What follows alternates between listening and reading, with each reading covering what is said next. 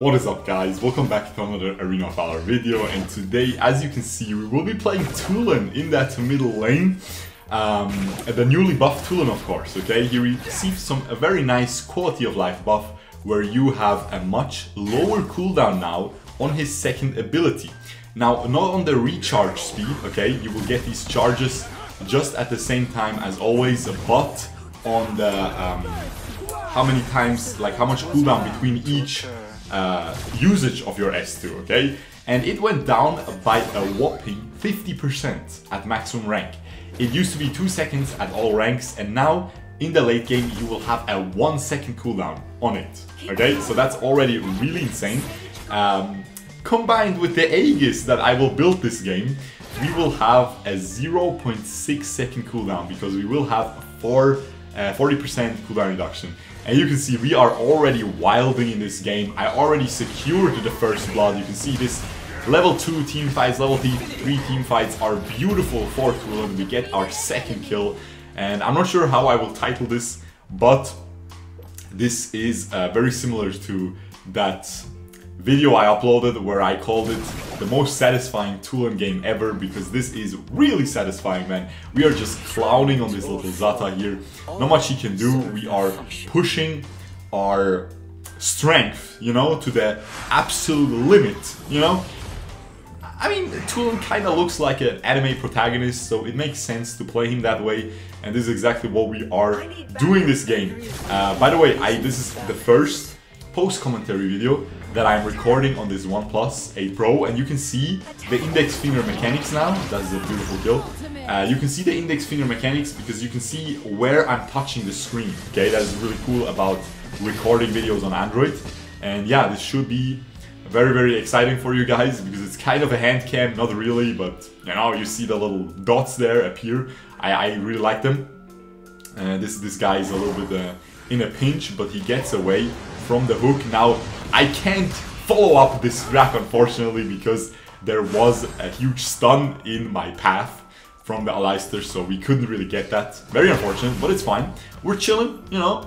We have those little moons, these little suns circling us. You already know, we have that juicy damage coming in. I want to invade this beautiful blue buff, and I think here we do a little big brain play, because this blue buff is dropping very low, and I ult the Aleister, so I get the blue buff. And we do secure the blue buff. We get damaged by the dragon. I don't know why they pull the dragon to me. It's unfortunate, but we pop a couple assists there. My team follows up beautifully, and this is also, I don't know, man, this video could have many titles, okay? I'm gonna be honest, because we could title this one of the best teams ever. Almost perfect game. You can see 7-0. We'll see if it's gonna be a perfect game. You don't know, of course. I know. I could title it most satisfying Tulen game ever. All kinds of things, okay?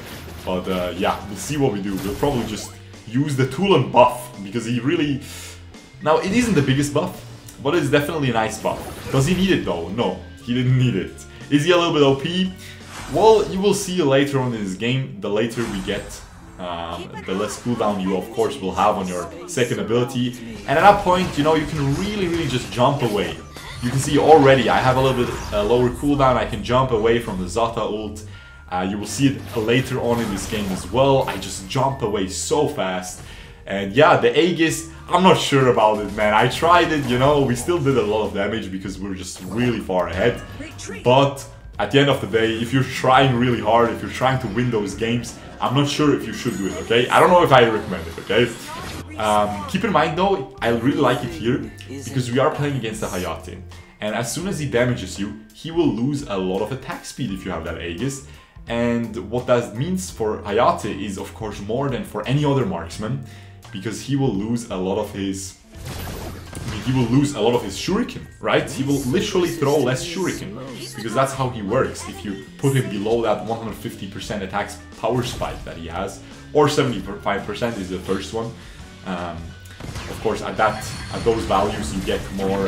Here again, I'm just going deep. I want this blue buff. I don't get it, but it's fine. We get a couple more assists. We get another kill, and we are 5-0, 6 minutes into the game. Not even 5:20.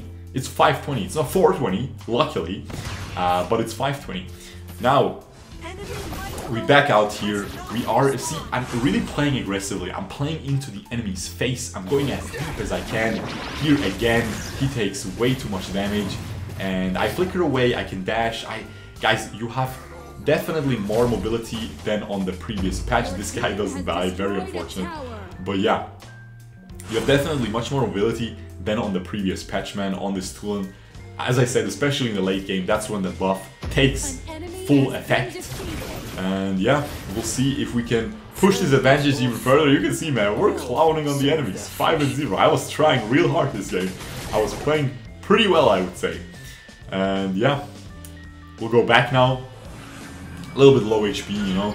I really like, because I'm playing Wild Rift, I have the much better, what's it called? The habit of going back much more often, because it's honestly fine. I used to have that issue where I wouldn't go back as often and stay with very low amounts of health and then just feed. Gotta be honest, guys, I would just feed. But nowadays I'm really, yeah, just going back. I'm still feeding. If you checked out my earlier stream today, I'm still feeding. That has not changed, but at least we go back, you know? We need a little bit of this. It is what it is. Here we're chilling. We yoinked the blue buff from our Wonder Woman. I mean, yeah. And the Yena is like, I ruined it, you know? Dame, I ruined it. Yeah. You ruined it. It's unfortunate. I wanted the perfect game, but we couldn't get it. We missed our S1 beautifully there.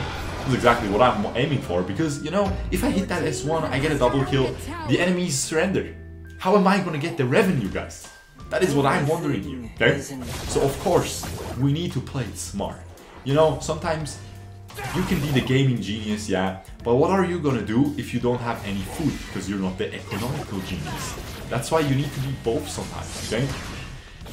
I didn't ult, I don't know, man. But he will still die, so it doesn't matter. I didn't know. I remember that. I was like, huh, did I misclick or am I just dumb? Maybe I didn't click at all. But it is what it is. We are just gonna be poking as much as humanly possible with this tool, and you just get those stackies as much as you can. Now we pre-ordered the Aegis. This is how I would build it, by the way, if I would play it, if I would want to play Aegis.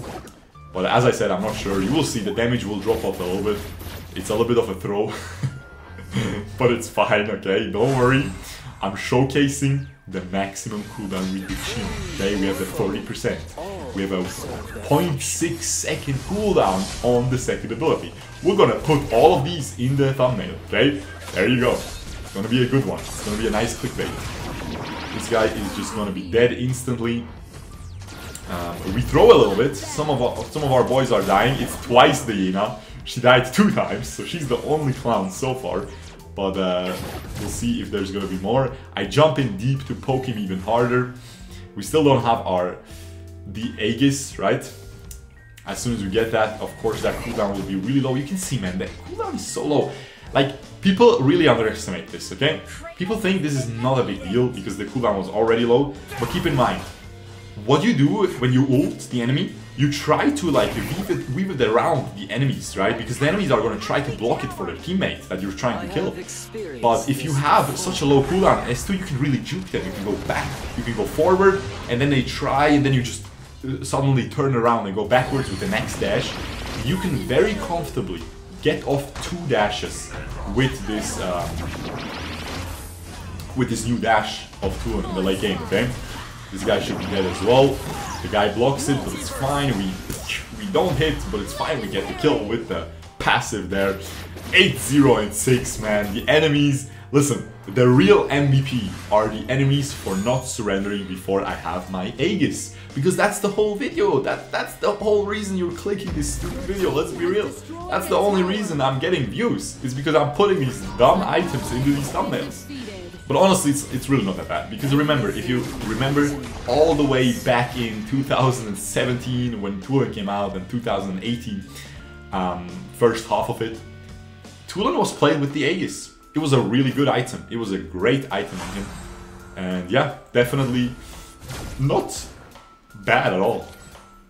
Just, I'm really used to dealing, just completely one-shotting the enemies, okay? Dealing 30% of their health with my ult. So I was a little bit iffy this game, you know? I was like, I'm not sure, you know? But if you're a noob Tulen, the defense is gonna do you pretty well, okay? It's also scales really well. Look at him just flicker in. It's also gonna scale really well. I don't think I can kill anybody here. Look at this dashes. See, I would have died without that cooldown reduction. I'm telling you guys, I would have 100% died, but I can just dash so many times there. It's actually pretty wild. Like, I'm very, yeah, I have to say, I recommend it. I recommend trying out the new Tulen, getting some more cooldown reduction, you know. Maybe you can just yoink some blue buffs. That's what I do anyway. But you can also buy the Aegis and have it without the blue buff. Have the 40% cooldown reduction without it. Because of course you have Evil Secrets and the Rayos that's gonna round out those 40%.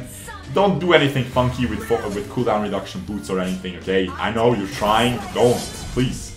If I'm not crazy enough to do that, then you shouldn't be either. Oh, he gets hooked right as I jump over the thing. But you can see the S2 has such a low cooldown, man. I'm just dashing like an absolute crazy kid right now. I don't know if crazy kids dash, but apparently they do, okay? We're not getting any kills with our ultimate. We're only getting like the reset after we hit the corpse, basically, okay? So that's a little bit dumb. It's a little bit unlucky, but it's fine. I really wonder what the quality of this video will be, because this is the first time I'm recording like this. I record a file, so we'll see. But yeah, the enemies are getting poked. I mean, we're just clowning on them. My team threw a little bit, you know. We definitely could have just closed this out earlier. You can see the S2. I don't know, man. I don't know. I feel like it's really strong. I feel like it adds a lot of outplay to potential to Tulen, which he already has, right?